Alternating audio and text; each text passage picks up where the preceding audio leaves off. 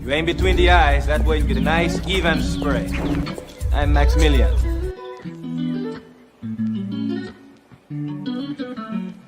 Don't be ashamed because you went out and got your little ass. Look out. Ass is good.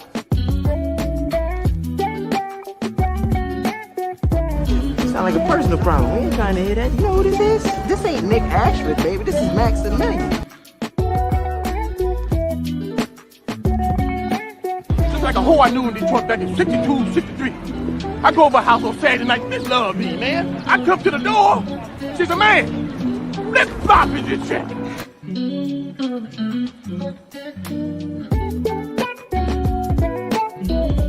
Hello, stability. Brother Brown was down on Bushwick Avenue last night with a $2 hoe.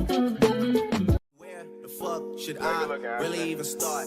I got hoes that I'm keeping in the dark. I got my across the street living large. Thinking back to the fact that they dead, thought my raps wasn't facts till they sat with the bars. I got 2 phones, one need a charge. Yeah, they twins, I could tell they ass apart.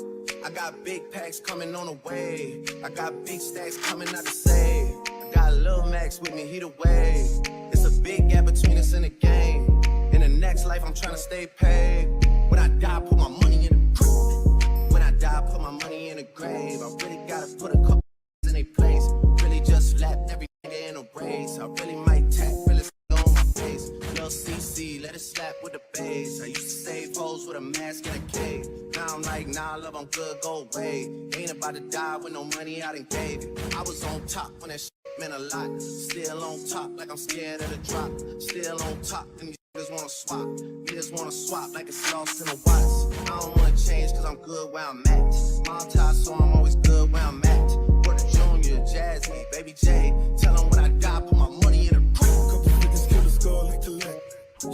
Nigga, then she on to the next. Really living large, she ain't all with a Mac. When you thinking small in the mall with a rack.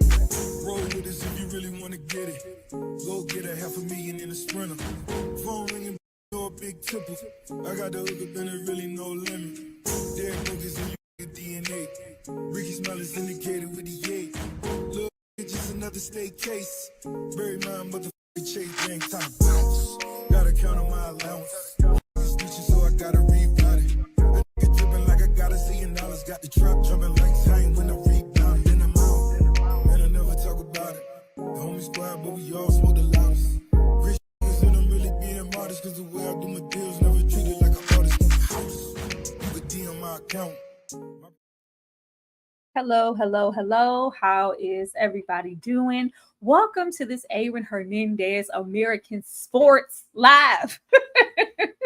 A whole mouthful with this title. I am so happy that we already have a good 35 people in here. Absolutely love to see it. I need all 35 of you to hit that like button, show us some love on, all platforms, mine's included. And also let us know what you're thinking about the show so far as I bring my guests backstage out. Bringing her out first because, she always got a sweet perspective. And this ain't nothing sweet about this show. This show is real harsh. And I can't wait to hear what she thinks about it. Or Aaron Hernandez himself. Like, who knows? Maybe somebody on this panel didn't even know who that was. Ashley, how you feeling about the show? You know what? I was not like super familiar with Aaron Hernandez. Like I had seen an article here and there when it was like kind of in the limelight, but I'm not a football fan. I don't do none of this. But what I will say with the limited information I knew, going into it after watching these first 2 episodes, I think Ryan Murphy was actually the right person to tell this story. Because some of the subject matter that we're going to have to tackle, no one handles it quite like Ryan. Oh yeah, he love him some good home session. That's his section. Okay, we get over there, we get some murder, death, and some mayhem, and some a whole lot. Is very much so in line with everything else he does. I see a lot of people comparing this to the Dahmer situation or even the Monsters new show. That'll be is it out already on Netflix? It is. It came out today. First 9 episodes dropped, and baby, after watching just the first 2 episodes, listen, Ryan Murphy, he's got his hand in everything. In all of these stories, he's gonna have his hand in it. And Yeah, it feels you get the same energy from any Ryan Murphy production. You know what I mean? He puts his stamp on it, whether he's writing or direct or producing. He's gonna put some of himself on it, his stank on it. Absolutely. Kay with Slice of Horror. How are you feeling about this show so far? This was it was interesting. I want to say very interesting. And what you all kind of forgot about Ryan Murphy is that he also did the OJ Simpson limited series, which was really really good. And he did it was good. And he also did the one about the Bill Clinton scandal. Mm-hmm. So I trust him with a biopic because he know how to make it like really intense. He put his little, because he's so used to horror, he knows how to bring intensity and thrills, and I like that. Yes, and it's fun. Like I see a lot of people like, oh, this is with any bio anything, it's going to be dramatization.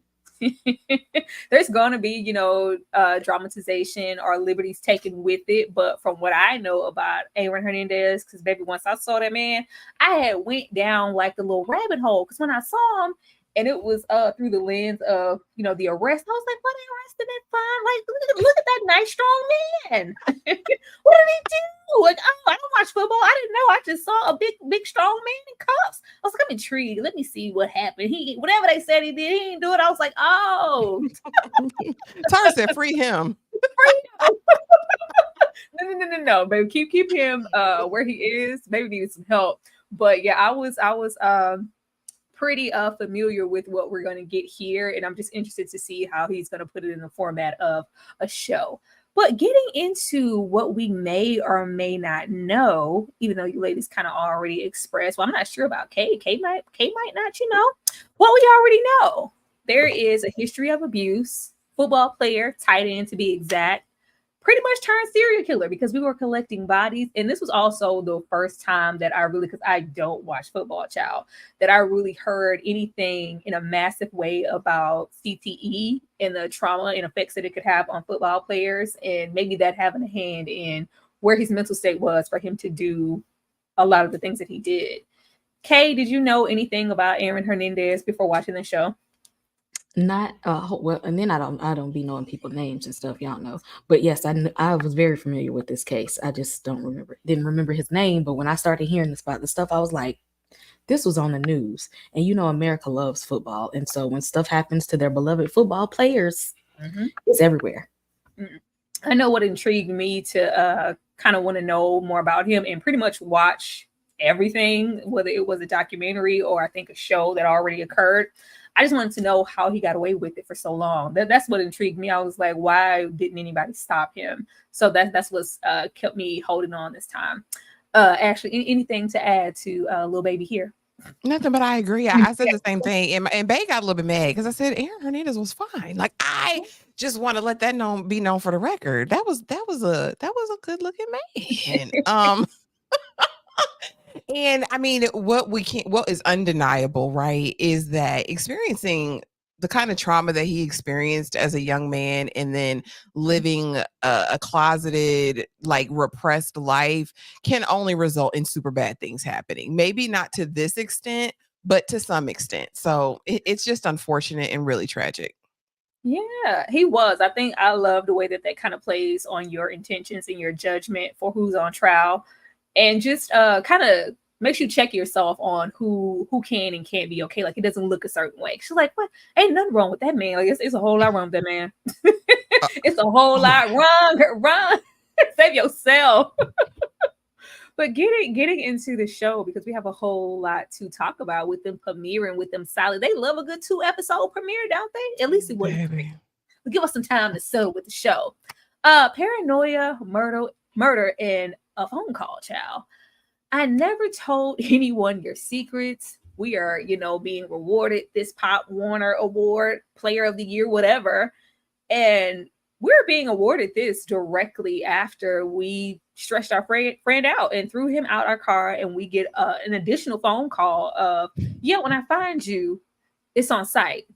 You shot my eye, but you didn't kill me. I'm here and I'm coming for you. Like, we instantly get into Aaron's duality. Like, the way it takes a special kind of person to kill somebody and immediately flip that switch and go back to normalcy where there's nothing wrong. You're collecting awards, talking to the public. And from that phone call, this isn't your first attempt on somebody's life. Like, absolutely crazy. Ashley, how are you feeling when he was sitting in that club and it's like, yeah, those are the police? That's that. Like, no, you're just paranoid. Nobody's looking for you. And he's sitting with what looks to be a friend and he kills this man. Well, baby, he tried and missed. Like, that was my thing. How you point blank range and just take out the man's eye, Aaron? Like, Aaron, if you have to be smarter than the average bear. If you're going to do the dirt, baby, you got to do it right. But I think this speaks to, and I think in one of the clips, you know, the teasers that they give for the show, he's like, he's a demon. Also early in this episode, when somebody asked the father about Aaron and whatever, he's like, I honestly don't know.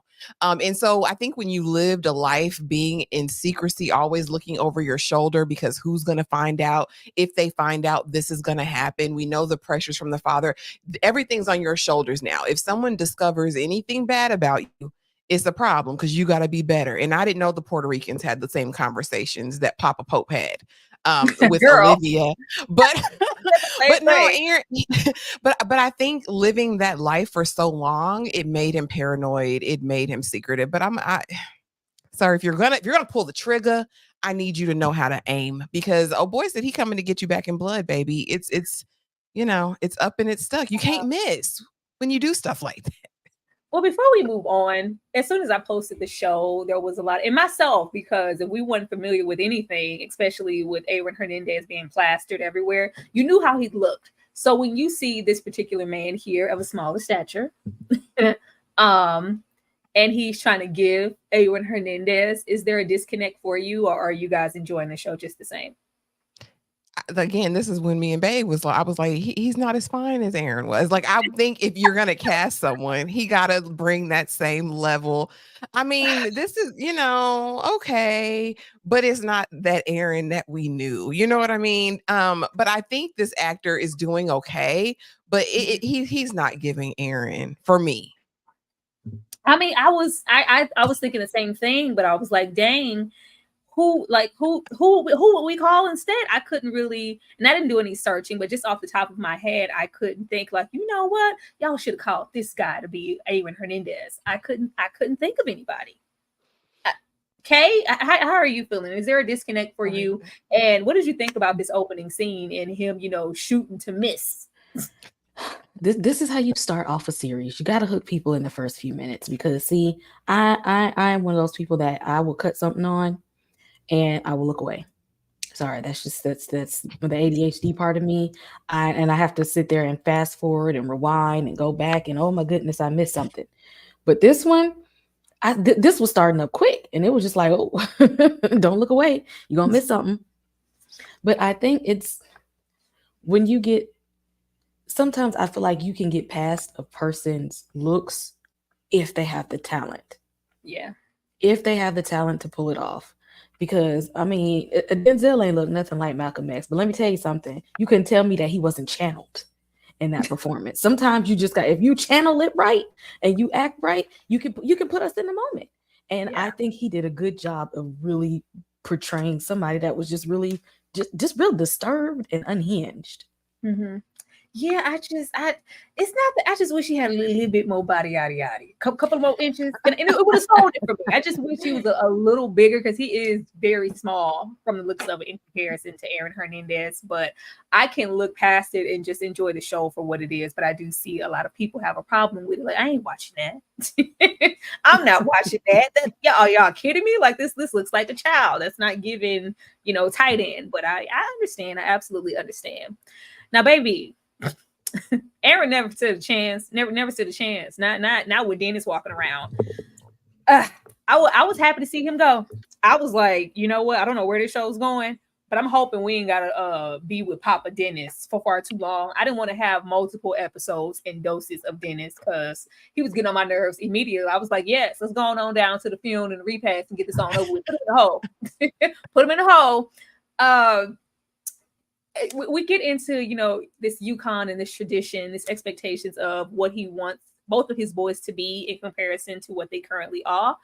it's, you know, family, it's father, it's football, and it's force, and it's fear. Like, whoever this man is, I should have looked him up. He was doing what he used to do in the little time that he had, because I hated him. it was giving, you know, all the old school who left the towel in the swimming pool tease, and I wasn't here for it. I tried to just watch it and kind of leave what I know about the story and the dad in the back of my mind, and just take the show for face value. But this is a terrible man. They really gave surface level for how awful he was, and trying to push that agenda of football onto both of his boys. But I was glad that this man left. You know, I just couldn't, because I see in the boys, especially with the interviews and stuff that they've done, and it's just like, you know what, I love my father. They just like negate everything he did. You know, he prepared us for life, no matter what. He, you know, gave us the football, gave us the vision, he gave y'all so much other stuff too, along with that trifling mother that we're going to get into. Kay, how did you feel about Dennis? You know, I love to see where people came from. I could have used a few more episodes of him and his toxic self. This man. You know. Because we sometimes behind great athletes and great celebrities is always a toxic parent. And we needed to know this, okay? We needed to see which one. We needed to see where the apple came from. And it didn't take long for him to show us either. He showed us who he was, and apparently, as we get further into the series, we learn that his father was never ish. He always been a hot mess, straight up trash. Let me see the trash parent, so I can know that I need to know how you got to be the garbage person that you are. Yeah, let me see Pops. We could go back and do some child scenes where he was like maybe 5 years old with some more Pop. Let me see. No, he's trying to push his boys, but also live vicariously through them. Like, I didn't make it, so you guys have to make it. And he's also trying to beat the more so softer or feminine qualities that Aaron possesses, because Aaron, you know, may happen to be gay. But see, his dad could have made it. He was just toxic, and he got in his own way. But they make it clear like it was that. But what he is, it was never you. Like, you're immensely talented. Your dad was just your dad. But he has sown these seeds, and it has triggered every single low vibrational thing in Aaron, as well as making him this outstanding football player. It's a double-edged sword, and I was happy to see him go. Ashley? Yeah, I think it's gotta be really challenging to be, you know, the great Puerto Rican hope for the family. Because when we do meet Dad, it's really all about him and him living vicariously through his boys. Now, what I was really shocked that they didn't address was some of the other types of abuse that Aaron endured as a younger man, from what I've read and from like his brother's statements and stuff. I was really surprised they didn't delve into that. And even the extent of the father's abuse, right? Like, I think they played it safe there, and maybe they're honoring people's memories, or maybe that's kind of the extent that they wanted to go with that. But I think that these types of stories are really cautionary tales, and they need to pull the curtain back and go all in. Now, I don't think I needed any extended portraits of Dad, because he pissed me off. Because he was one of those. You saw one side of him, like, okay, does he really care about his boys? And it's like, no, he's living through them because he ruined his opportunity. And I know you said the raggedy mama, but the mama wasn't lying too much. Now, she was thotting, but she wasn't lying in the household. She said, you want to keep him so you can keep an eye on him. You want him under your thumb. But for all of that mouth she had, I'm surprised she didn't step in more. Yeah, she didn't step in with the boys. But again, I think he inherited the worst of his father. I think out of the two brothers, from what we've seen in these two episodes, Aaron is most like his dad in terms of the temper. And again, we only get a couple little outbursts, but it had to be 9-10 times worse than that. When he broke out in that foot massage, I ain't never been so scared in my life. I was like, what he gonna do? You just rubbing his feet, like, what is happening here? Like, that's why you got to see him longer. We had to get the full picture of his dad, the intimidation and everything was there. I felt it. Shout out to the 55 people here. Thank you so much. Make sure you guys are hitting that like button and showing us some love. The depth of what he was capable of was absolutely felt. And I also felt like he was not only keeping him close to control, what he did, his prospects for college football and choosing this tradition in school. I think he saw a lot of himself in him, and he was trying to keep him from, because even I just felt like in the show, whether it was him, Dennis, I hate that the first love of his life, who we'll get to also, his name's also Dennis. I was like, why they both named after Dennis? And even the brother, or it was just a need to maybe keep him close and keep him from self-destructing. It's just always, it feels like in the story there's an underlining of, okay, like, nah, it just felt like that they all saw something and they just never said anything. From what we've seen, I wasn't mad at nobody for keeping him close, because you needed to be somewhere and set your ass down. He really did. He needed to sit down. But yes, R.I.P. to this man. We never wanted to know you. And for a good thing though about him, he did keep him out of the street life, because as soon as he was gone, we see what happened. At least if he ain't do nothing else, he kept him around. He kept him away from his cousin and them over there. That was a double-edged sword too, because once he got a little freedom and a little taste, like if you never let me go out and experience anything, that little time that we get, it just seems like it's constant. If it's not abuse, then it's reiterating what you're supposed to be doing, and it's football, football, football. You can't go here, you can't do that. So now that I actually have some freedom, I'm gonna do everything you didn't allow me to do while you were still here. You can't keep them too close. Rubbing my foot. Get your ass off my foot. When he said, they said they saw you. I was like, oh my God. Oh Lord. They saw him in the truck getting bucky naked. Oh, they saw you. Run, Aaron. He coming for you. He said, you saw me do what? Saw you in the car with this man, with this young man. The love of Aaron's life. Just like you spoke on them not exploring the more so sexual abuse situations when you get into Aaron and an older boy, and why he maybe, decided to venture off and be confused with his sexuality, or maybe it was just they didn't go over there. But this is presented to us as something like maybe a little brief or just somebody on the team. Like, no, this was who Aaron was with from 7th grade all the way to pretty much them graduating. And this is maybe, the person who knows him better than anybody. And we get to see them, share some moments together, but it's always going to be in secret. It's always going to be with an ounce of shame, because nobody can find out. I'm not supposed to be here. You're not supposed to be here. What would people think? And most of all, what would my father think? Kay, what did you think about Dennis? I was, did they even talk about? Did they talk about Dennis' family any? Like, yeah, I would have wanted to know what his family thought. Like, did they know that he was closeted? Was he able to be himself at home? Would he have been able to bring Aaron home? Like, he could have said, like, would he been able to say, like, we cool, you could come kick it at that? Or was they both just like, hey, no, ain't nobody gonna agree with what we doing? We gotta both be it. Because sometimes it's usually like one person is sneaking and the other person is just like, I want to be seen. I want to be that person. I want to be out here. So I would be curious to know how his friends and family would have felt. Because sometimes when you know about somebody, you know about them. Like, you can't really hide that. But the good many people that know you well, their gaydar is turned on and they know. And I just feel like as much as he cared about Aaron, it might have been a little bit in there, like, you giving all these girls and stuff attention. Like, what about me? I'm actually the one that's there. Can I get some clout or something?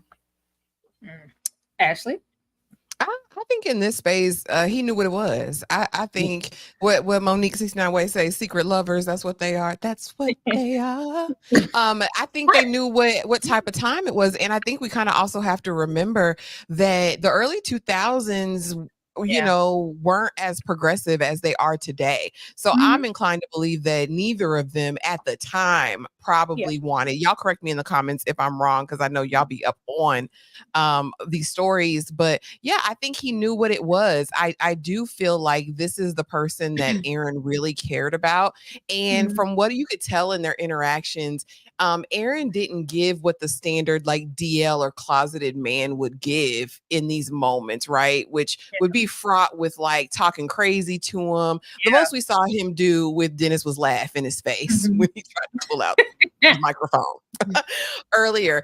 And I think if they weren't anything else, they were at their core friends. I think what's being portrayed here is that the boyfriend was his voice of reason and kind of his calm through a lot of things. I will say he did come across more free. Like he wasn't as worried, you know, and as paranoid as Aaron was. But like Aaron told him, "You not me. They not watching you, bruh. Like you ain't gonna get paid from this." But I thought the dynamic was interesting. But I agree. If this went on from 7th to 11th grade, we need to kind of know some of those exchanges, and not anything graphic or gratuitous, but more about the loving in this relationship, right? Or even the deeper friendship.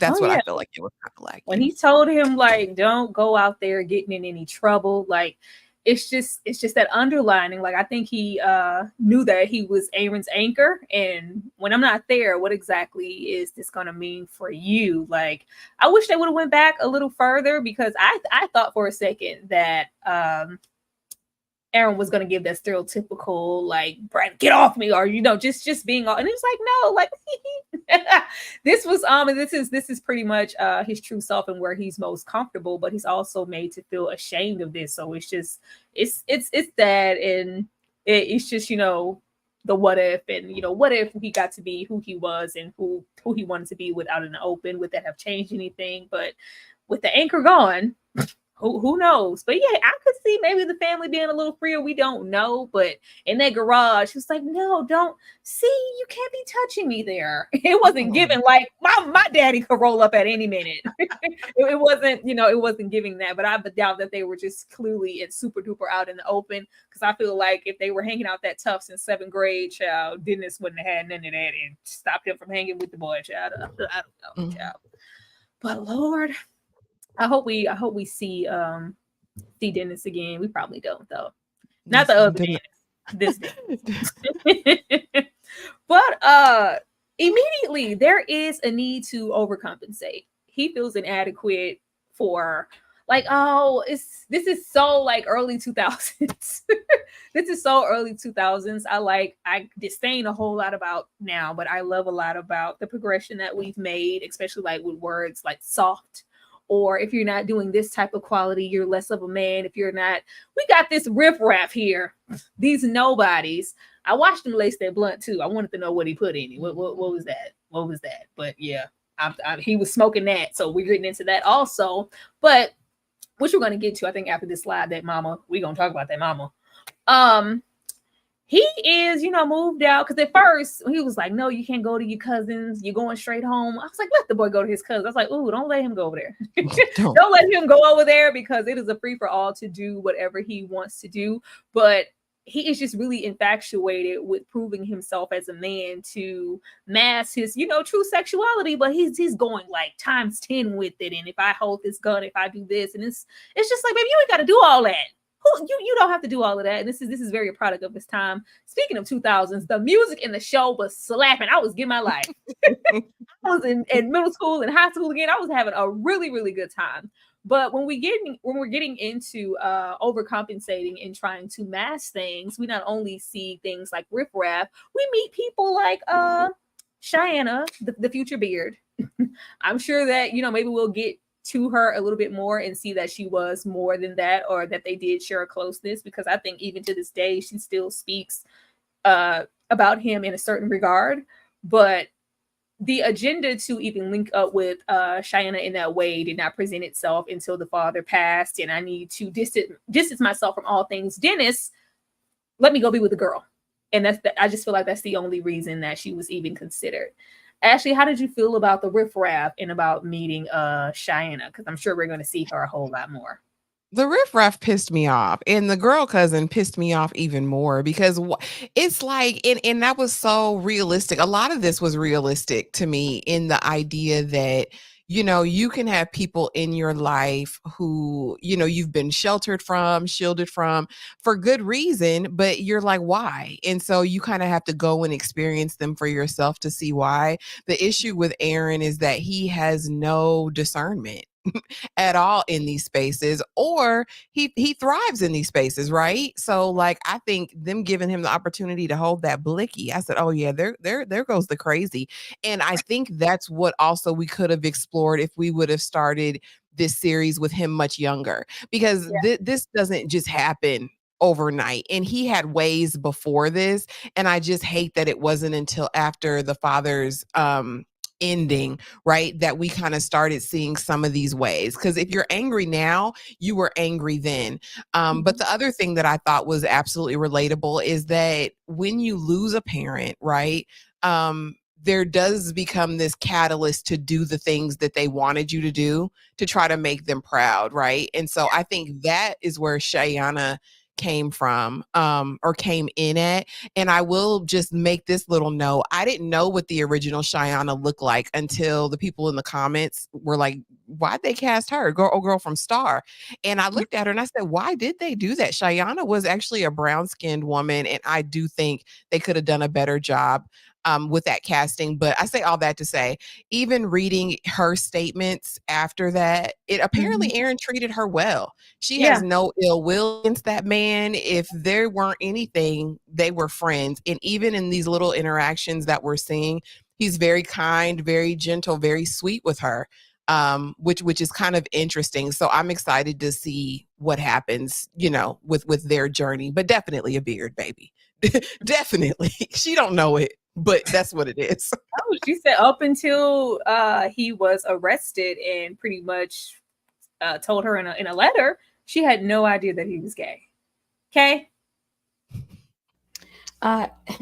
If they wanted to put pictures into a psychology book, they would take Aaron Hernandez and place him next to the defense mechanism reaction formation, because he is a textbook classic of, I may have this impulse and this feeling, but I'm going to act in the complete opposite way. Because what would seem like the complete opposite for a man who is inclined to be with other men and would rather have more feminine tendencies than to be macho Mr. Football Guy and go for the prettiest girl and hang out with my rough tumble cousins. Like he tried to put up a good front there, and it's like looking back on his life, it's like we see these things and how he's really trying so hard to deny his identity to the point where it's breaking him down, to where if you don't care enough about yourself and who you are, you can see why he had no value in anybody else's life. It was just so extreme. Like, it's one thing, I'm gonna act a little hard. Like a lot of, man, DO man, like you play the game, but he takes it far. And I think getting into that space of, Florida and being a Gator, that turned things up in a way that they shouldn't have if he was just being, your typical average guy with a beard. Like, no, he is not typical. He's a tight end with all these prospects and nobody around to tell him no. A recipe for crazy. Absolutely.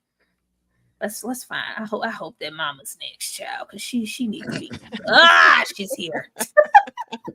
She's here. Like, couldn't stand Dennis. And how because I remember when I first heard about the story, just was watching things, you typically envision the mom, like, oh, the mom, or, just as a mother, you try to relate as a savior, or she's probably, not only a victim too, but she's so, like, she walks the fine line of not only being a victim, because not only were they together for years, had this toxic relationship with Dennis, separated, divorced, and remarried again. Like, it's always been terrible. But clearly there was something that kept them there in that space and together. Don't know what it is, because they can't stand each other. The little moments that we got with them at the dinner table were just so intense, and it's very normalized. It's like, if this is the normal dinner, like, what the hell is life in this house? It's just terrible. It was just terrible. And this lady looked like Hillary Swank.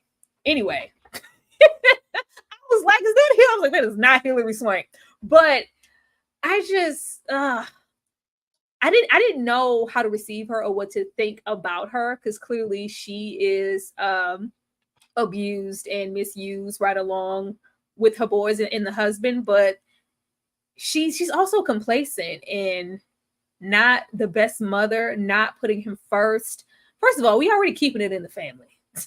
How long we were keeping it in the family, we don't know. How long we was, getting it popping with the cousins, man. That's that. But once we get into that first section of head trauma and him taking that big hit, and she's in there talking about it's very much so about her. Even when we're at the dinner table, it's like, oh, there we go. Take his side. It's always him. You never choose me. It's like, hey, baby, this is not about you. Protect your children. Protect your sons. And even in the same breath, when she's saying something right, like maybe here, standing by his bedside, it still transfers into something about her. Well, I needed this. This was me. And I wanted something. Girl, shut up. Like, be quiet, please. I was trying to hold on for the mother. You know what? But when we got to that coach down there, that tyrant that we're going to get into, and she just, send him. He can go. Why not? Send him. It's like, why? We have the fellow coach or principal, the person from the school, like, he just lost his dad. He's young. I can't wait to hear how you guys feel about UConn, and should he or shouldn't he have went with his brother like his dad planned. But she just kind of feeds him, to the wolves, just throws him out there. And I'm like, is she doing this with ambitions of what this could be for her and her? Because even how she says it nonchalant, go ahead, give me a house, give me a car, take me away from all this. Like, I don't like what does she want, Ashley? Please fix it, Jesus. That lady said what she wanted. She says, baby, I want you to give me the house, the car, everything, but I want you to do it your way. I don't want you to follow your daddy's footsteps. Like, if you remember in the very first episode when that recruiter from Notre Dame had come to see, she was like, let him talk to the recruiter from Notre Dame. She wanted to get him out of Connecticut. And I think she wanted him to become his own man.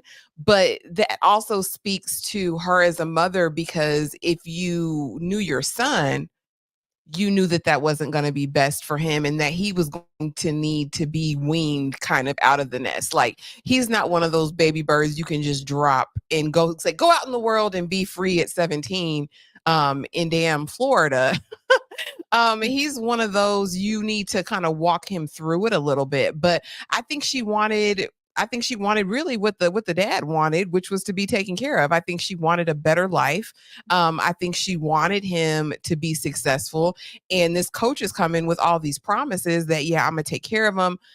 He's going to get into the league. If he comes to my program, this is the best program. And from what I hear, it literally was a great team that year that he had recruited. But she was, Mama says she needed her life too, right? She's like, Mama got to live her life too. We saw her on the house phone talking to her man, her side piece. And I said, oh, that's a bold move. She didn't give a damn. She was over it. She was sick of that man. She was sick of them kids. She was like, I got to be free. Because even in the game, when the cousin said, you're effing my husband, she stormed down. She said, F you. He comes to chase her. Is that true? Aaron, mind your business. That's nothing for you, baby. And kept walking. Like, this lady cared about that house, that car, and whatever came with it, in my opinion. I won't say she didn't love her children, but I'll say she did a piss poor job at understanding this one. Her hair is uneven. You look dusty. I just can't. I don't want to hear nothing from this woman who didn't take them boys and run. Like, I don't have nothing for her. Okay. This lady right here. On one hand, I was like, I ain't mad at her. She had her little something. That's why she wasn't worried about that man, because she had her another man. But on the other hand, I'm like, now why you got to be one of those women who more worried about having a man than your babies? Because that man was toxic. He probably been whooping her behind since day one. And she been sitting there probably under the guise of she thought he might have been something in football one day. And then she said, you know what? If he ain't going to be something, he going to make me one of these kids that's going to be something in football. Something. I'm getting my payoff some kind of way. And while he acting the fool, I'm going to go over here. Instead of saying, I'm not doing this with you, and grab them little ones and spared them. They could have had a much better life and a healthier household, but apparently not, because she toxic too. They didn't have a chance in that house. Terrible. Just terrible. Even I think his last letters before, the incident, he wrote her like, "I'm so sorry, you never knew who I was. You didn't know anything about me. I'm gonna go out of this, whatever, or spend the rest of my life in here, and you're never gonna know. You never got to know your son." Like, I just wanted her to. I didn't like her. I didn't like her. I was holding on for her up until she sent that baby. Like, you're gonna take care of my son. She reminded me of Maddie. That's what it was. It all comes back to Maddie. It was. I felt it was. You're gonna take care of my son. I just didn't. No. You don't put why are you passing the buck and the responsibility of your boy in such a vulnerable state? She made me mad right along with Dennis, but she ain't die. Let me move on. But we get here, and which was great, because that was something that I didn't know until later on. When you hear about CTE in the case in the news, you think like, oh, the trauma definitely started maybe when he got to the NFL. No, this is immediate. This was immediate, and I was just like, nobody ever stopped to check in, take care of him. Like, would the dad have, told him to sit down somewhere, take it easy? Like, he's never put his mental or his care, his body, this trauma that being hit so hard that was impacting him. He never. And this started way before he even went to college. I was like, oh, it's sad. It's sad. I just wanted somebody to step in. And when he went and lived with the cousin, I was like, okay, you know what? He got somebody. And I was like, oh, he ain't got nobody. He ain't got no cousin. He ain't got nobody. Nobody. And sadly, the only person he had in his corner was his abusive father. Sick behavior. Absolutely sick. He just shy. He wasn't gonna never make it. He wasn't gonna make it. I didn't think he would turn out how he was, but he wasn't gonna make it. He was not gonna make it. And then we, get to you owe yourself. You owe this to yourself. We get the University of Florida, this old bait and switch. We see this a lot. You know this if you follow any football careers or have watched any. The recruiters pop out, and you owe it to yourself to come here and play for us. And it's just all of this braggadocious things, and we're showering you with everything up until you sign on a dotted line, and then you really see what it is.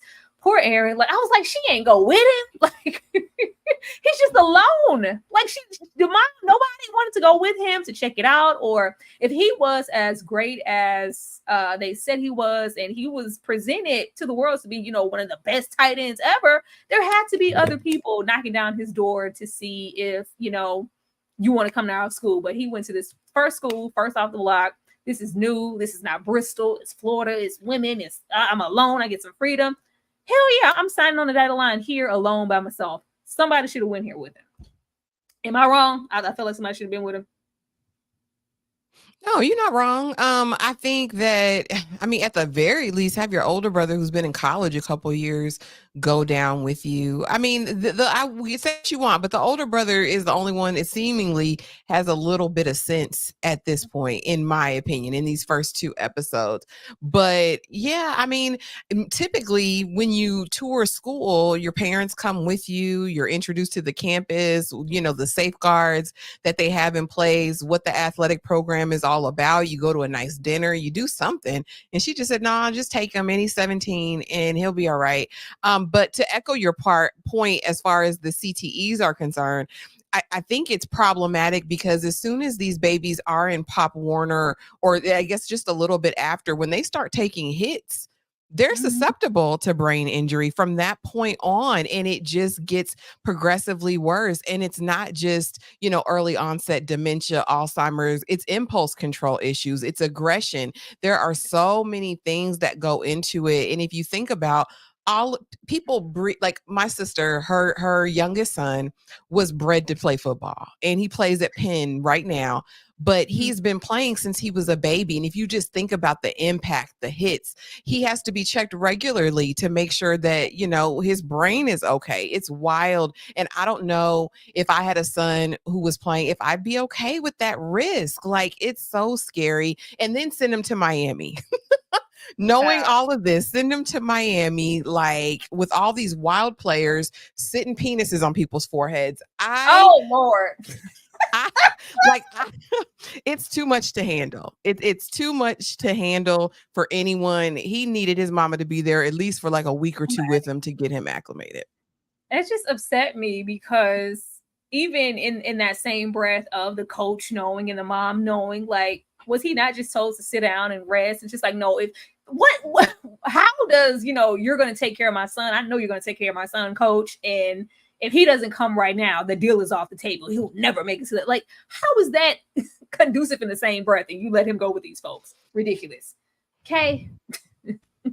I mean, who was going to go with him and that could actually have any type of control over him, other than his father,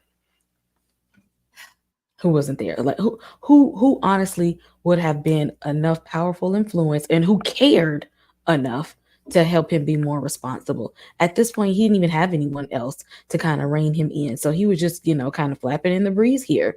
And it was going to happen at some point, regardless. This was bound to happen. I just want the baby to visit some more schools. That's all. No guidance. He ain't have no guidance. I wanted him to see what else was out there. Just live your dreams. Because we could have went here. We could have went here. You made a promise since the age of 14. And I think this is where their disconnect comes in, because as you said, you felt like DJ in a mental capacity or actually caring and loving for his brother seemed to have a heightened sense of that more than everybody else surrounding him. But I feel like with their damn dad, there was a separation happening because Aaron was a better football player and had more potential to go further. So I feel like he chose sides, even when they're doing that little uphill situation or whatever. When the episode opens and it's like, you can't let him win. You have to be better. There's always been this sense of competition. So when we grow up and we're raised and that's all we're taught, and then off the back of my career choice, it's just like, yeah, DJ not being, maybe the best player, not as good as him, I'm going to coast him also leveling up and my boys being somebody off of your back. So if you go to UConn and he's at UConn, there's a better range of the both of you staying there and growing versus him going. Like, it's a better prospect for DJ. So this has transitioned into Aaron feeling like, you don't care about me either. You're using me just like everybody else was. Just get out of my face. And when he made this commitment to go, this ends up, which I'm glad. I'm like, I thought they was going to kick the baby out. Like, look here, your brother ain't coming, you got to go. If your brother ain't coming, you got to go. But there is a chance of, hey, we might not, want to keep you on too much longer. That was the asset, and he's not coming anymore. So what does that mean for me? Kay, what did you think about this? And how do you feel about DJ? Again, when you get to that place that you just can't tell. At that point, Aaron thought he was grown. I'm grown now. I'm going to college. I'm going to be a football star. I'm grown. So can't nobody tell me what to do. What can you do in this instance? Because he can't say I'm gonna tell dad I'm caught. What you gonna? And we see mom is busy, but her man. It's, and I feel bad for him because I know he truly wanted the best for his brother, and he wanted to be that responsible person. But at that point where he's just like, all right, well, you know what? If you're grown, you have to make your mistakes by yourself. That's it. I tried. He needed to take his butt to UConn. I feel like things would have been just completely different. That free for all and the sensibilities that he got to dive into over there in Florida, I think would have been different at UConn, especially if he would have had.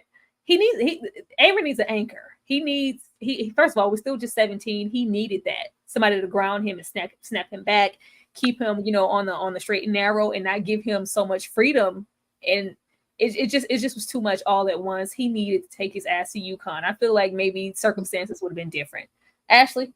I'm scared of him at UConn. I am scared of him at UConn. If Thug Life and Thug Misses can go all the way down to Florida and get in some ish with Aaron, imagine if they were just up the street. They'd have been busting up all them college parties, all them bars. Like the cousin would have been at every game.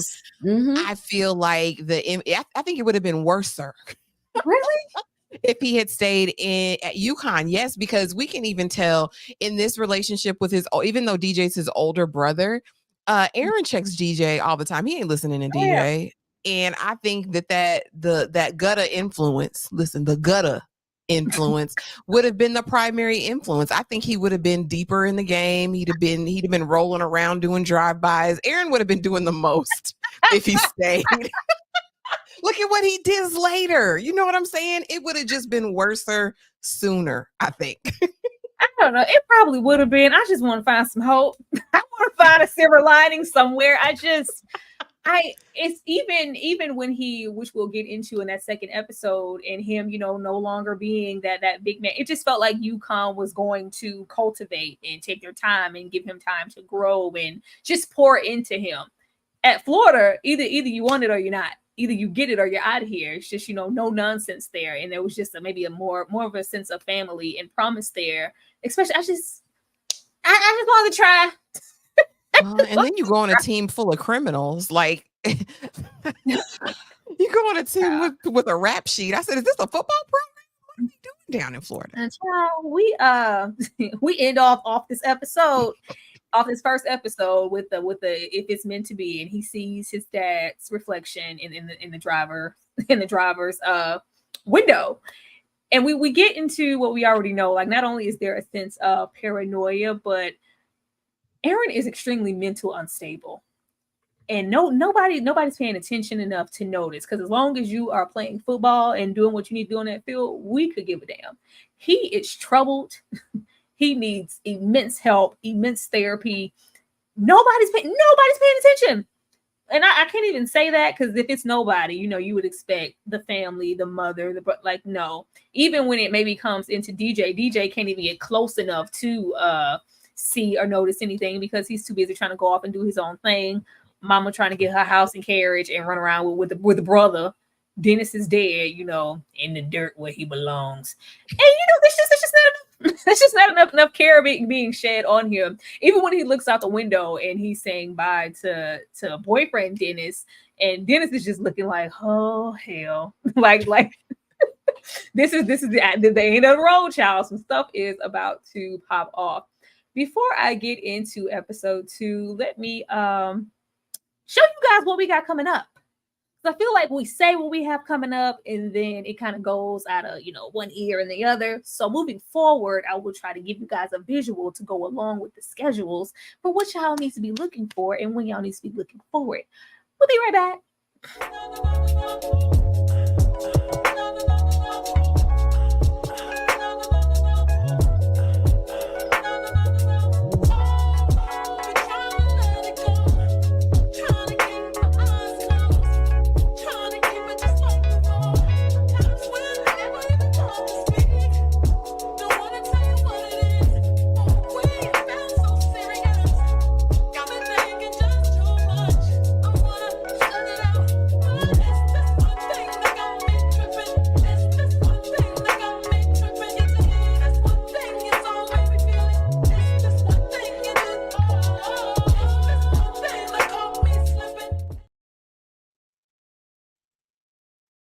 Action-packed. Action-packed. And like that last slide said, guys, subject dates and times are subject to change, but that will be effective next week, Kay? That schedule? Mm-hmm. Yeah, because From is out Sunday, Grotesquerie will be out next week, and then this doesn't even include the members only content, you guys, nor does it include any pop-up special Halloween stuff coming up. Planned. Yes. A whole lot in addition to everything else that we have coming out. You guys be on the lookout for that. All of this performative masculinity. Now look at here. Aaron is here. He's not, the only rookie or freshie that's starting at Florida, but we get into these locker room shenanigans, and I'm gonna try to keep it PG and just call it that, because boy, get your yin yang twin away from my forehead. Anyway, we get into these on the field. These on the field. It was big though, Tyra. It was huge. It was. I ran it back. I ain't gonna lie. I ran it back. Hey, you already know. You know, I appreciate, especially what we've been going through with 3 women. It was all brown. I was like, yes, black man, even though it was out of line. But also realizing, you know, this isn't high school anymore. There's a lot of people on this field good or not, or maybe better than you are. You really have to step up your game here.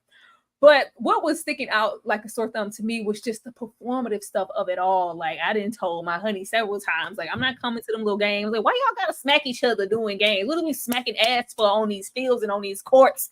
I don't. Okay, let me not even, because I'm gonna let it go. But you know, this is just a part of football, and it's just like, why is I've never heard. And I'm sure that that's a testament to Ryan Murphy's writing, or whoever the several writers on this show. But that's gay. If this is gay, and you know they're using the F word, and it's like, why is there so much of that? Is this really how it was in that locker room, Lord? But it's just everything's just really performative, and this is home to him instantly. He's like, I can do this. I've been pretending anyway. I can do this. He is lighting up like a Christmas tree. Ashley. Babe, so and I went back in my mind's eye because I don't ever recall a time in my life where homophobia was so daggum rampant. Like, it started in his house, and then it's here, and it's everywhere you turn. And so again, I was wondering if this was Ryan Murphy's attempt to just shock us, or maybe that's what Aaron felt. I'm just not sure. I mean, I'm not a man. I was never in a locker room, but it behooves me that y'all be walking around there naked, plopping it on people's foreheads. Like, that behooves me. The everything is this, everything is that, using all of the slurs and expletives around that. I don't know. Y'all y'all let us know in the comments. Was that a thing? I don't remember a time in my life people are around me throwing around the F word or doing all of that. I think maybe it was for emphasis, or maybe it was true. I really don't know. But yeah, I think Aaron, up until the point he thought somebody called him that word, because I was like, it's going to be a brawl in this locker room. But thank God the man was walking behind him, and he's just laughing. He's like, I am in hog heaven. I've got all the peen I could ever want to see in my life at a moment's notice. You know what I mean? We can have orgies, and I can watch them and listen. A lot is going on in college sports. I know that much to be true, but him acclimating, there is no, somebody was saying a mentor, an anchor here in Florida. There's not one. This is a bevy of criminals. Okay. They're out here doing this damn getting it how they live. Yeah. I love what he wrote up on the coach, like, hey, like, all right, I'm here. You want me so badly. Get on the field. I don't care. I don't care. Are you going to deliver? Like, that switch up was really, really quick. They do make it very notable in the second episode that this coach only cares about one thing. And if you're doing this one thing and you're winning these games, you're going to contribute. I don't give a damn what you do, because I'm going to get you out of it because you're my star player. Like, but yeah, the locker room stuff, because I asked my honey, I was like, honey, every time I see some of these scenes, anything, like, I'm like, honey, it's just, it's like, baby, I try to, you know, I don't even shout. I go, but this is, you know, in the realm, especially like young, like high school, college. This is how dudes act in the locker room. Why? Ew. I mean, if he was like, if I gotta pretend that so I can be around this all day, why not? Almost made me think, is that all I had to do? Do I gotta dress up and pretend? Was so free. The most conducive environment to what he would prefer to be around. He said, I'm gonna do what I gotta do so I can see this all the time. Even if it means I don't need to be my true self. Who cares about who I am? Look at the view. Look at the view. Okay. Look who gets the privilege of being in the men's locker room like that. And look at the view. At that point, he said, I'll pretend as long as I have to see this. You take a sip of water. That's gay. Shirts are gay. Pants is gay. Everything's gay. Said, that's that reaction formation right there. I'll say whatever I take that's in the opposite of so that y'all don't know what I got really going on. If everything got to be gay for y'all to know that I'm not gay, yeah, sure, that is gay. So take your shirt off, homeboy. partner. I do like the dynamics of, we know why Aaron acts like this and why he's performative and goes overboard with his masculinity, and I'm not a punk and I'm not soft. But for everybody else here who is a straight male, what's your problem? Who are you trying to prove something to? The dynamic is questionable. But it's guys. We're not men though. You know what I mean? So maybe we'll never understand, because I sure don't get it. I don't want to. Get your ass up. If I find out you coming home after you try to put your Johnson on a player's forehead, we need to talk. What are you doing? What are you doing? Please. Teabag. It can't be like that. Not teabag. Hey, what a teabag. Lord. With him. What the? With Aaron, realizing that, we're not in Kansas anymore. There's an expectation here, whether it's, that playbook on that field, you get, your knees handed to you because you got knocked down yet again. This isn't high school anymore. Well, there's always an option for you to come. I ain't saying nothing like that. I was like, oh my goodness. And anything, any type of sincerity, any type of emotion, any vulnerability, it's soft. I can't even, like, you can't be vulnerable with your brother. Like, oh my goodness, he didn't, like, I'm not quitting. I would never. He made me mad when he was up in that baby. It's like, I love you. Like, click. Well, damn. That's how you feel about this thing. This was trying. I feel like he is just always on guard, and it has to be. And again, a lot of people have said seems as if it's an effort to humanize him, right? Aaron, because if you can't be yourself with anybody and you always feel like you're on guard or going to be exposed or hurt or whatever, that would be the attitude that you would keep, right? No, dad would have wanted me to do this. No, dad would have wanted you at UConn. Well, I don't give a damn. Get off the phone. That's why I think even at UConn, he wouldn't have listened to DJ, because Aaron's going to do what Aaron's going to do because he thinks he has to do everything alone. There is no safe place for him right now, at least in his mind, from what we can see. And it's just sad, but it didn't surprise me.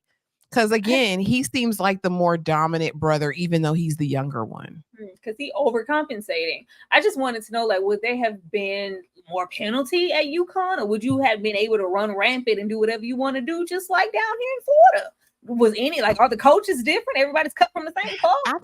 I think that talent, and you've seen it, or I remember even in college, the athletes could get away with everything. Even go back to high school, they got excused for everything. Now, the program is bigger in Florida, so that could make a difference. I know football in the South is different than football in the North. But I think as talented as they say Aaron was, he probably would have got carte blanche or excused for a lot of things wherever he went, I think. Shout out to the 75 people in here. Hit that like button and comment, please. Okay.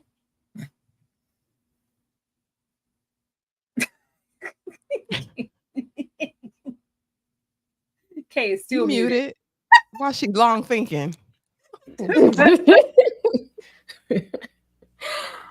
I honestly think that he would have found a way. You can be at the most prestigious school and you can find the thugs and the hoodlums wherever you go. They there. And Aaron wanted to hood people. Okay, he wanted to do ratchet things with his friends. So wherever he went, he was going to find those people. He don't look like the type, and he was not the type to say, "I want to live the straight and narrow path and do the right thing. Let me find a good example and be around a good influence, and let me be guided and grounded by my brother." No, he wanted to do hood rat things with his friends, and that's exactly what he did. Was live his best ratchet life. I can't even say that. I couldn't even look at DJ here with a straight face, knowing now, like, recently, DJ mentally is, just as slippery as Aaron. He's not doing well. Is he in jail? I'm not sure if he's in the world. Yeah, I'm not sure if he's still locked up, but it was. I don't want to say it on here, but it was some incidents. He's not doing well, so it's clearly something that's running rampant in the family bloodline. Especially with everything that happened, I couldn't imagine where DJ is mentally. But right now, yeah, he's been in some fisticuffs often, without consequence. No consequence. And I remember this a whole lot from those docs and stuff, and just Florida and the Gators. Yeah, the Gators do whatever they want to do. Players don't pay. There's this mentality of players, you don't have to pay for anything. There's always somebody to this wasn't that. This wasn't that. I'm working a little 9 to 5, whatever. I'm a bartender. I just want you to pay your $12, which he didn't have a problem with paying before, but he's just so what is the word I'm looking for? Easily influenced. Yes. He's just it's impressionable. That's Impressionable. Yeah. Boy. And I know he's young, but I'm like, oh my goodness. It just seems like anybody could walk up and tell him anything, and it's just okay. Like he needed. Where's Dennis? Either one of them damn Dennises at this point. At this point, I was like, where's your father? And that's how you know stuff is sad, when we're asking where's the abuser, or where's the boyfriend? Where is somebody to give you some type of sensibility or guidance? Because there is going to be a slippery slope when we get into this coach who is very much so a tyrant. His dad's ability to inject abuse as well as football, he is associating that with football, because I think he's struggling when he gets there. But when coach gives him that speech and you're gonna all of a sudden we're playing, better than we were before. Like he needs that to be able to move in purpose. I'm like, is him acting out also a triggering source for him to be a better football player? But we're not even going to find out, because before we could even be penalized for anything, we have a lawyer on deck for anybody. I like how they just mentioned Cam Newton real briefly. Like, yeah, everybody who do stuff, they just get off. They just get off. We'll be here to the rescue. Just whatever. Just tone it down a little bit. But there is nothing that we're not going to excuse if you are not, doing what you need to do on this field, which is an absolute recipe for disaster. Okay. I do like how they slipped through Cam Newton in there with his shenanigans, which just reminded me that he been trash his whole life. Like he is like still trash over there, dressing like somebody's imaginary friend. And guess what? Who want to hang out with somebody that's complete trash? Aaron Hernandez. Give me the ratchet friends. I don't care. I am a football player, and they just gonna let me do whatever.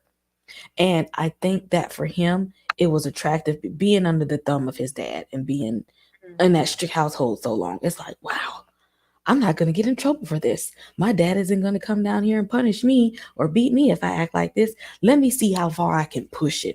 And that's exactly what he was doing, was pushing limits at this point, with no guidance, just pushing limits with a whole bunch of other friends who really just don't care about nothing but doing foolish things. He felt right at home and happy.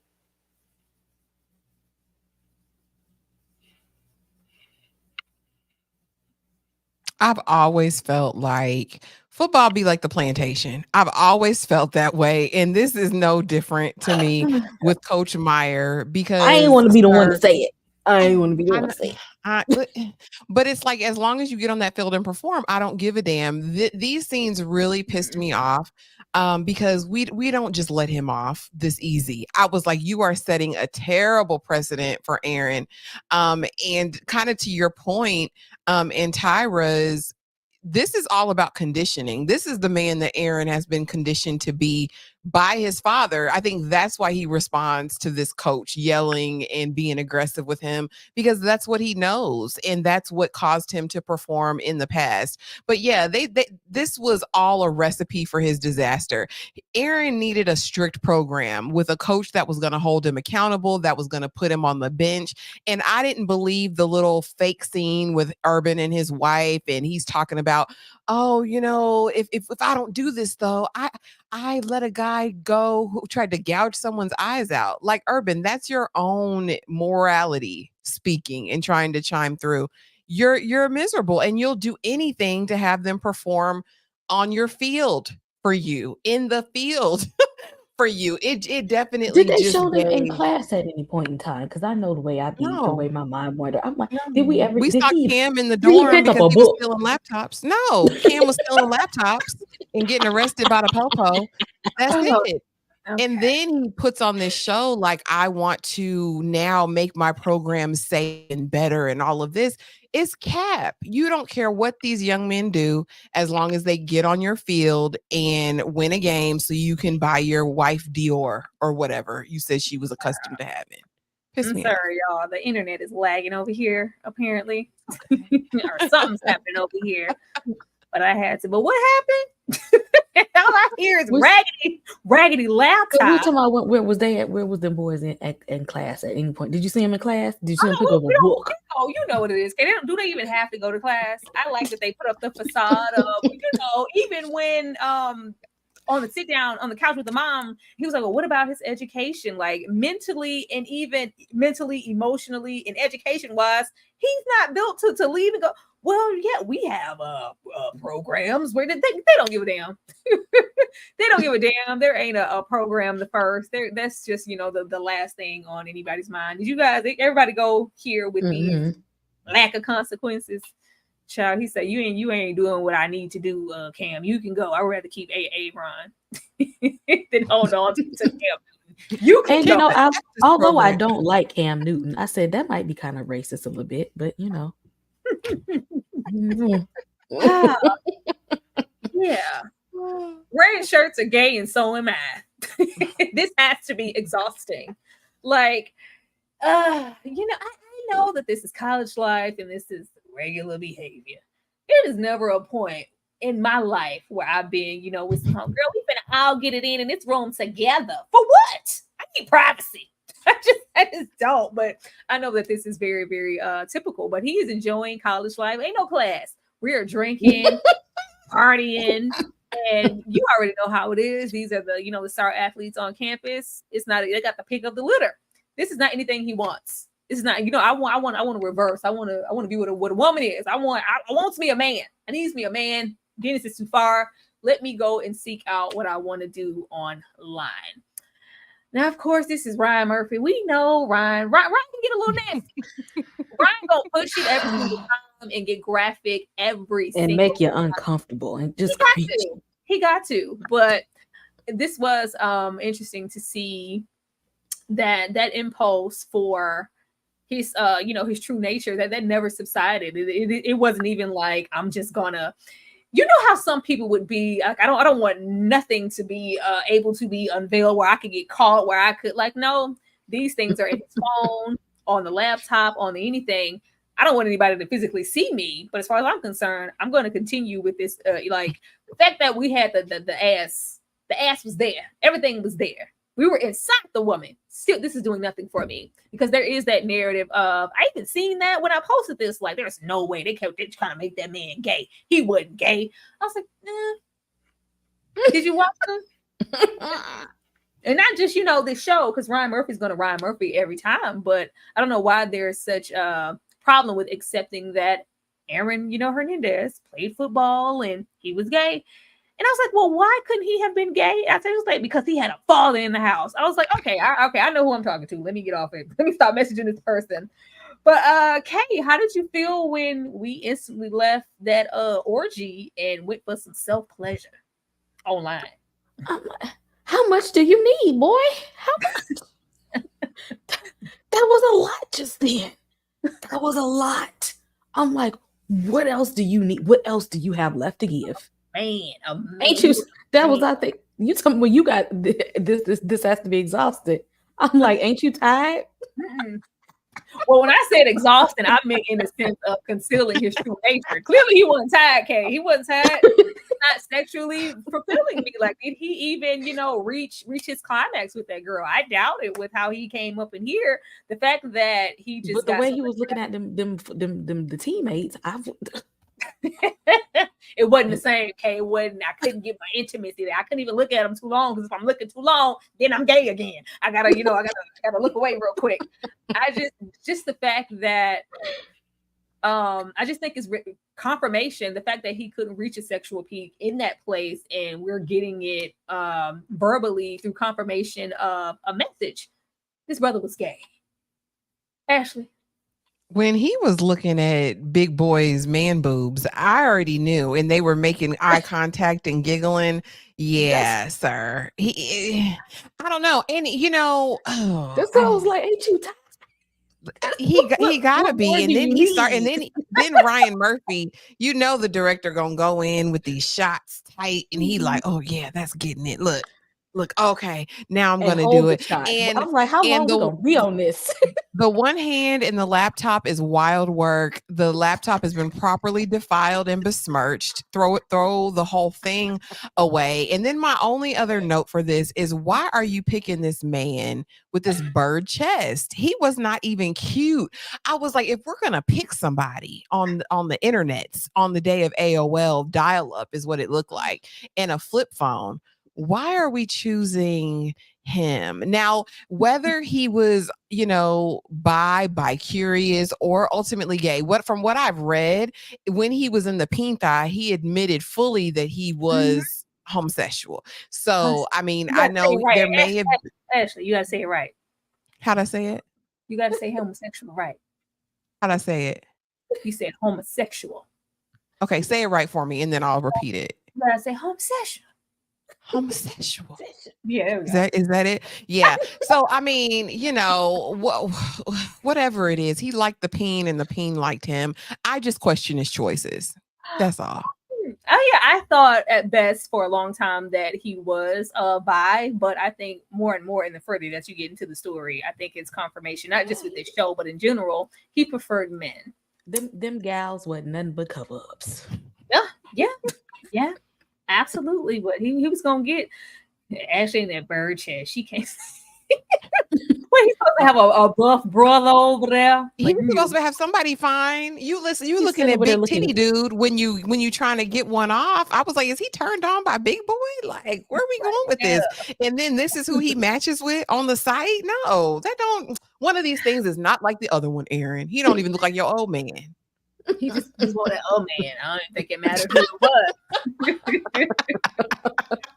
But we come back around full circle towards the end to where we were, because we do open episode 2 with a questioning and interrogation. Who was there? Who the brothers Drew are with already? You've been here 5 minutes and there's been a shooting. Somebody's been injured.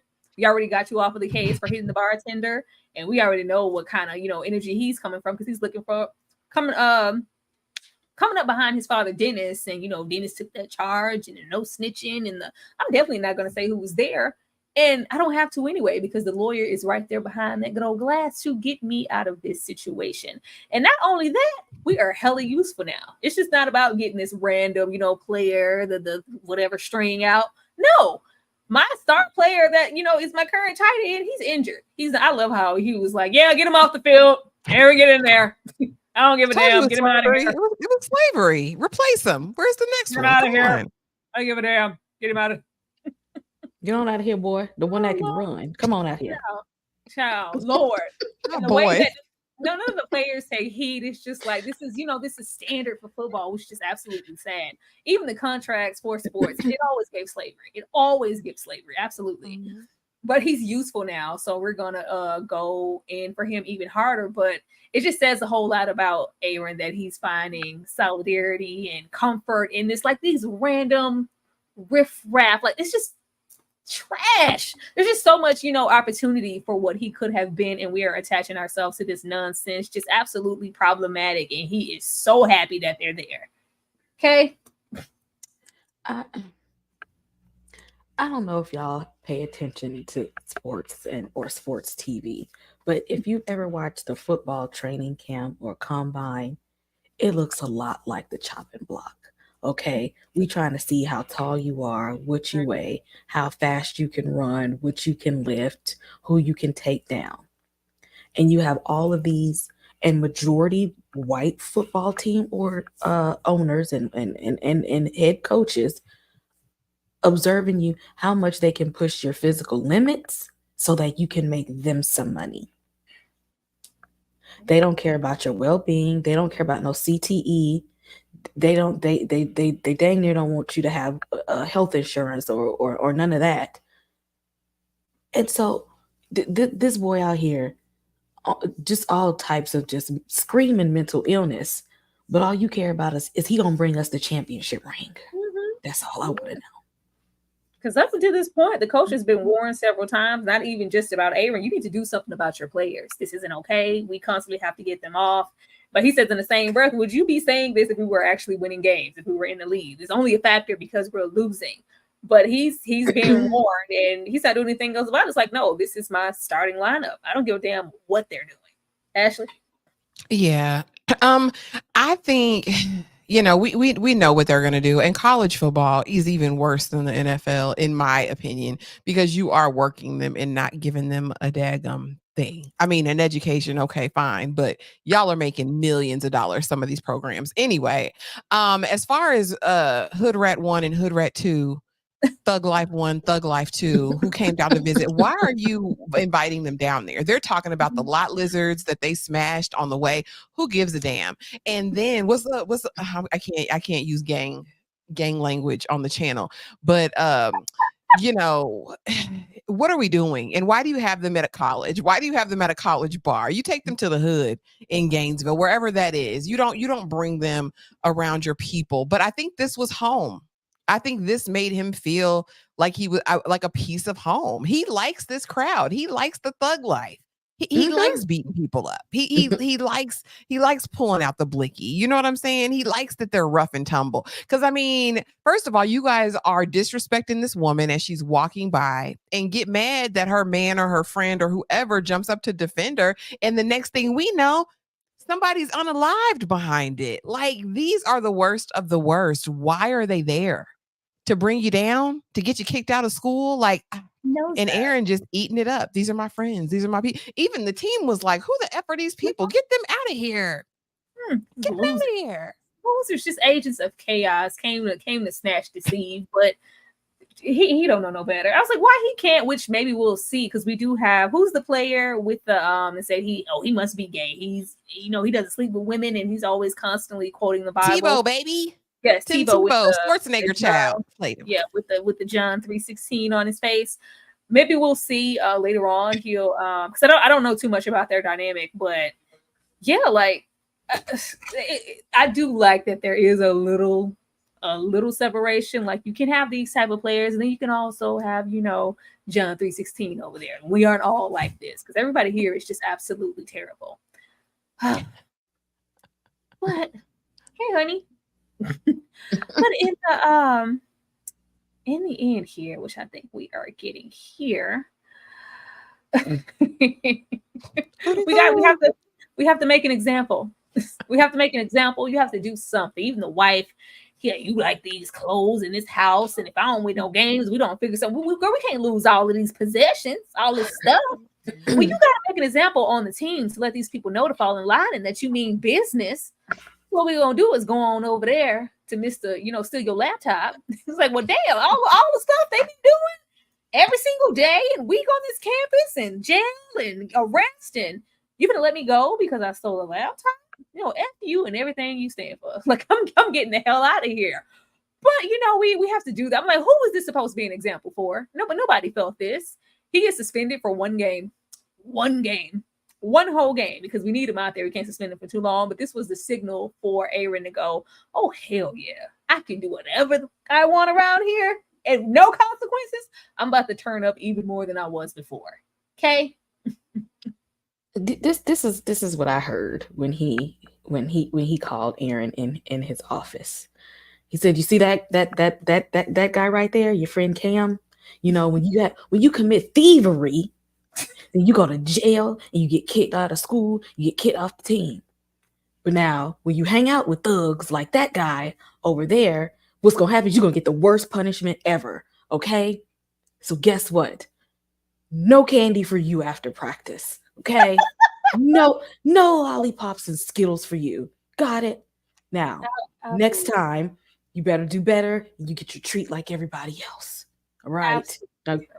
Now, you walk safely out of my office, young man. Take care. This did absolutely nothing. It just showed that what power do you really have? Because you're going to champion me playing for this team every single time. I can run over your ass as well, as long as I'm playing how I'm supposed to play on that field. Ashley, did Cam deserve better? Cam didn't deserve nothing, but neither did Aaron, because Cam been diabolical. Let's be honest about the whole truth of the matter. But it was about who was most valuable to him in that moment. Again, when he gets out there and does like his little hootie hoo, I was like, oh, Aaron finna be super hell now. Watch. Just a 1 game suspension after you've been questioned by the police for somebody being unalived at the bar that you were. This is not little penny Annie stuff. And the fact that the urban guy was like, I had you in my home. Like my wife, who cares about your damn home, sir? Like it just is cap. You know what I mean? Like he don't care about these players. He just wants to look good and keep the check coming in, which is what we saw. Yeah, Cam started out wrong. Did y'all say he was stealing crab legs too? Crab legs and laptops? Somebody put it in the comments, and I can't unsee it and I can't unhear it. Just send the whole team home and start over from scratch. Like it's a mess. Yeah, not the crab legs. That says a whole lot. Cam said, "I'm starving. I'm hungry. Starving. I need a laptop." Looking like the cat in the hat these days. He get on my last nerves. So I'm talking about now. He want to get. I have all these damn kids, 8 baby mamas. Isn't that what we want? Yeah. Cam. Well, if they would have let him stay, maybe he would have turned out differently. Let him get away with stealing that laptop. He could have been a different man. Let me have him. So he can steal chicken wings next. He ain't caught no bodies. He ain't catch no bodies. He ain't knock nobody out. It's like, look here, I'm just trying to eat. I'm trying to have a good time here. You gonna let me go? Fine. You ain't gotta value me. I'm going elsewhere. Now we end off this episode. There's always been this sense of paranoia. Everything that Aaron's dad instilled into him, he multiplies it times 10. So the term of all eyes, but Ashley, please. I'm sorry. I'm keeping my helmet on too if I'm with him, because who is this man? Why is he here? Why is he here? But I'm so sorry that the man wasn't up to your standards, Ashley, in the car. He just wanted him a man. He wanted a moment. The term all eyes on me is amplified, and he feels like not only is it, we're gonna be an even bigger name than we were when we were in Bristol. If you're all watching me, you may just be looking at, you may not even know who the hell I am. You're watching me, somebody's watching me. There is this intense, along with his mental state, sense of paranoia in him feeling like he can't do anything without being watched, at which, we meet this young man in the parking lot, and we can't even go beyond the situation because somebody might see me. And if somebody might see me, then that's gay. And we can't be gay. I'm getting on my motorcycle and I'm getting the hell out of here. Kay, how did you feel about this moment? And what do you think is going to happen next in episode 3? I don't understand. He can't be gay, but he be the first one and in the locker room and the last one leaving. Make it make sense, Aaron. Make it make sense. That man didn't call you out to that park. You called him out there. You wanted him to meet you there. Okay. So it's too much just hiding and sneaking around. It's like I wish somebody would have been like, is this who you want to be? Is this who you want to be? If you want to be this person, then let's be this person. But you going, everything in his life is just full of, it's full of, I'm going to do a whole lot of wrong. And maybe it was just the thrill of seeing these men on the down low, because he was doing a lot of crime as is on the down low. His life at this point was just like, I have a whole other aspect of myself that I don't want anybody to see outside of me on this football field. When I take this helmet off and I take this jersey off, I'm Aaron 2.0, and everybody don't get to know that part. And quite frankly, we didn't need that part either. We didn't need that. I thought he was gonna keep it on. Like, no. I'm trying to conceal my identity. Whatever you gonna do, the helmet stays on. I thought that's what he was about to do. Ain't no way I'm finna sit in the car with somebody with a hip. But this whole scenario, this felt very Dahmer. I was like, it just felt unsafe and dark. Yes, it did. It did. Ashley? I mean, like I said, I'm keeping the helmet on the whole time too if I'm with him, because why am I with you? Like, why am I here with you? But it was weird. And again, I gotta think I gotta think that this is the director's intention to make us feel Aaron's level of paranoia, because there's no way you get up out your car, walking into a restaurant, and do what that black man did when he walked in, which was stare back at the car, walk as he's looking. Like, what are you doing? Like, really? Did that Is that really Aaron Hernandez from the Gators? It wasn't. Nobody was doing that. I mean, it was a long, lingering 5-minute stare as I walk. Like, I can't even walk straight because I'm looking at you, Aaron. I see you, baby. The way he hopped up out that car, slammed the door, got on his scooter and scooted on out of there. I was tickled. It shouldn't have been funny, but it really, really was, especially considering Aaron was so excited. Baby, he got in there so excited to see this ugly man and to go to work Where on you that going out? microphone. He still had a mission, because after that he was going something. He's like, I'm leaving here with something. He had to go get something. And when he said, "Can we go to a hotel, motel instead?" The man said, "Yeah, man couldn't even start the car good," and Aaron was up out of there. He said, "I can't take this. This is too much stress." He was so So excited. we'll see. He'll be in the park next. He'll be in the park or in the dadgum public restrooms, tapping his feet 3 times, like they used to do back in the day. Tapping his feet 3 times. You remember that? That was like the thing back in the day for the down low men. They would go into the airport bathroom and they would tap their feet like 3-4 times, and that was like the cue to the other. Can't you, Ashley? What are you? I can say for episode 3, I'm just expecting things to get increasingly worse. I am intrigued, even though I know the gist of what his story is, but I want to know when and how do we incorporate Shayana, when do we incorporate her? Because they dated for a minute in high school or just for some time. I think they were dating now, but we have yet to see her. So I'm wondering when they're going to incorporate her, and just how we're going to escalate things, because things are about to get worse. Okay, what are you anticipating with episode 3? I'm anticipating us seeing more unhinged in the form of aggression, because right now we just seeing a lot of criminal activity and a lot of hiding and sneaking behavior. He about to turn it up with some of the aggression. We gonna see some more of those symptoms of CTE coming on real soon. Ashley? Jasmine knows. It was in the news, y'all. Anakin, it was on the news. I didn't make it up.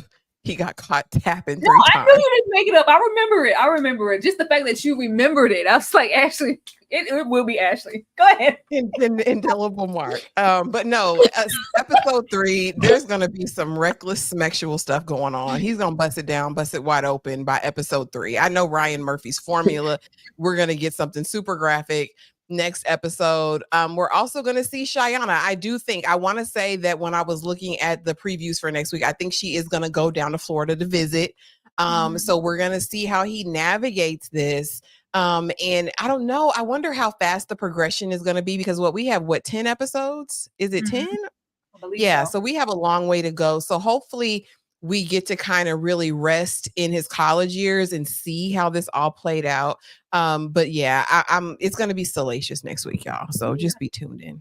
We got to go to college. We ain't even get to the league yet. Jesus. I'm really anxious to see that and watch it play out, because the state that he was in by the time he hit the leagues and everything he had done, it was still a team that wanted him. It was still somebody that was going to draft him. Crazy. But we already know how it goes. We already know how it goes in the world of sports. Don't tap your feet 3 times in the bathroom. I can't. Oh, y'all, unless that's what they want.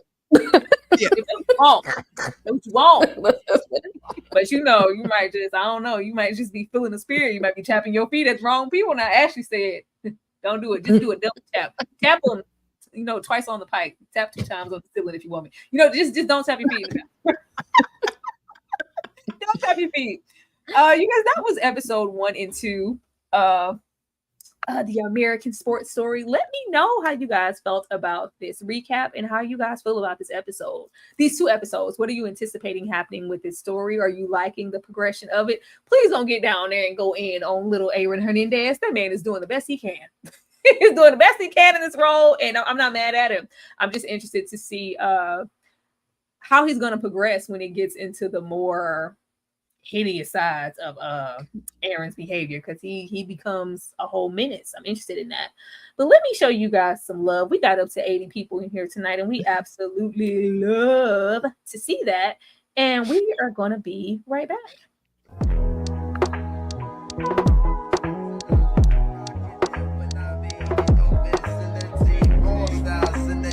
Recognize symmetry. Go up, try to injure me. Broke them down, give me clean. Ain't the number 10 MC. Talking about hopping IV. Started like Kennedy. Late like a 10 to 3. When I say, when I be, girl, save and I keep. Cause it's the 10 to be.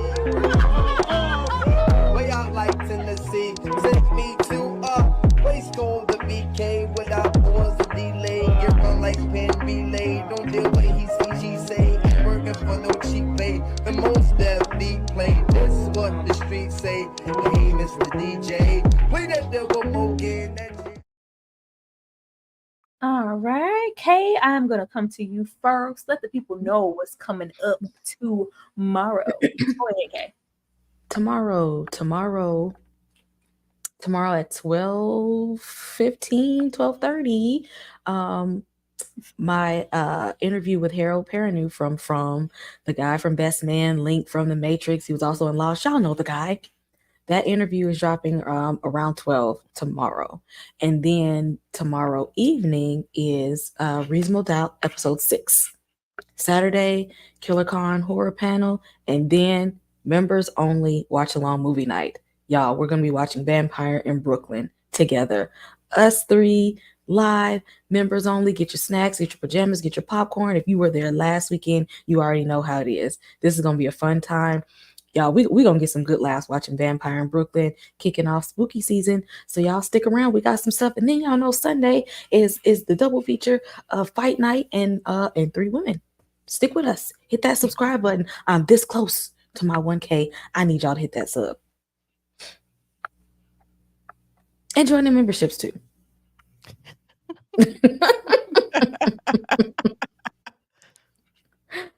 And oh no, Hope Tyra is not frozen She again. gotta be frozen. But if she is, let's continue. I was going to say, but if she is, we still got stuff going. The rest of the week, look, I could take it all the way from Monday through the rest of the week. The internet does not want me to be great. Thank you so much, Kay, for holding it down. Ashley, let the people know what you got coming up on your channel. Lord, a ton of uploads. So just make sure that you are locked in, that you are subscribed, have the notification bell hit. I just uploaded, of course, this review of the first 2 episodes of Aaron Hernandez, American Sports Story, Child Star, Tulsa King. I'll be dropping like 3 more uploads. And tonight, lock in to Max and please watch Penguin. My review for Penguin will be up tomorrow. I'm so excited. And we will be doing a live for the Penguin Weekly. So just be ready, you guys. Make sure you're subscribed and consider a membership. This watch along is going to be too funny this Saturday. Absolutely. And before we get out of here, my channel is working.